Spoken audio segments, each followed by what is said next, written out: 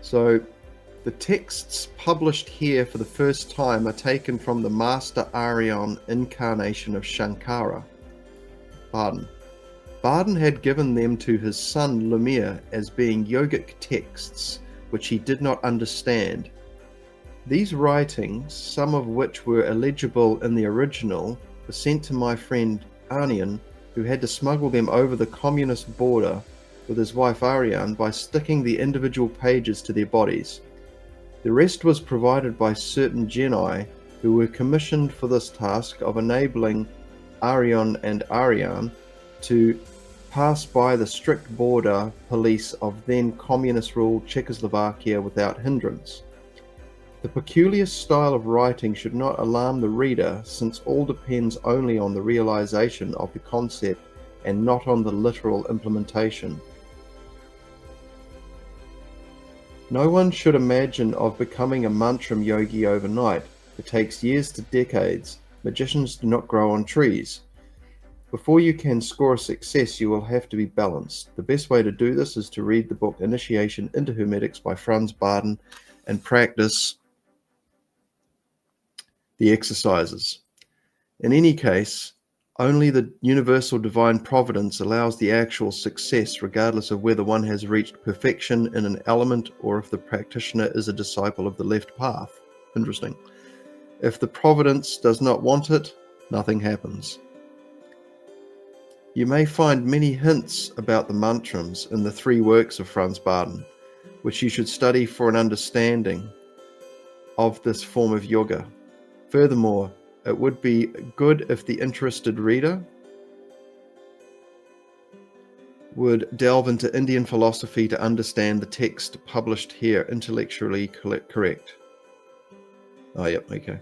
Those who are knowledgeable of Indian religious teachings will find parallels of certain verses and seals of Bardon's mantrams in other works. This will come as no surprise because Bardon was and is a universal teacher. Those who study these beautiful texts correctly will realize that yoga, as well as magic, is all about the mastery of the 4 elements: electromagnetic fluid, ether, etc. Let's see if I can hold this up so people watching can see that in the book. Okay. Furthermore, there are also mantrams concerning universal Indian alchemy, which is practiced in cooperation with deities or god properties. The reader will find advert 2 of the term Tantra, another term for Kabbalah. More details will be found in the verses.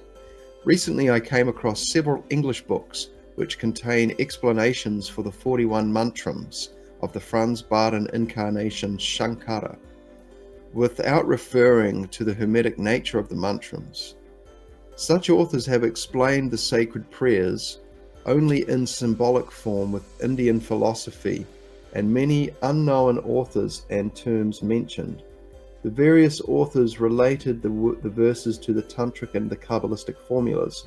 Only a master of the 3rd tarot card, Key to the True Kabbalah by Franz Bardon, would understand that anyway, and he would not need this book anymore.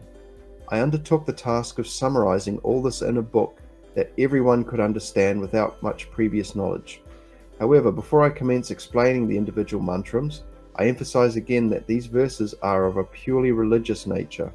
One must first translate the verses hermetically because the reader must come to the heart of the idea alone if interested.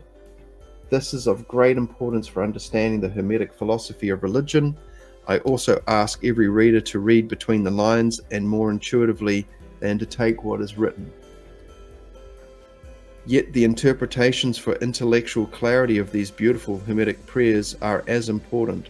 I must emphasize that some verses correspond to the higher tarot cards, i.e. that even in some mantrams contain a gradual hermetic ascent.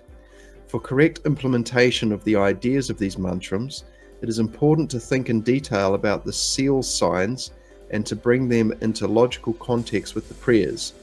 Even the effects of the individual prayers mentioned in the texts are contextual with the content. It all has a deeper meaning. I should mention that some mantrams have negative characters, in that they destroy certain attitudes, character attributes, and mentality in the sense of hermetic development.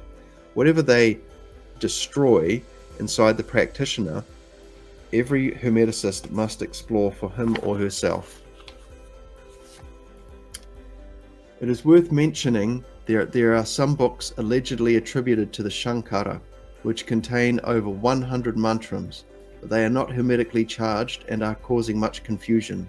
Franz Bardon had consecrated, hermetically charged, only 41 prayers. And then it's got, I would like to thank my two friends, Peter Winsheimer, who among others designed the cover, and Patrick Schwartz, who contributed to the writing.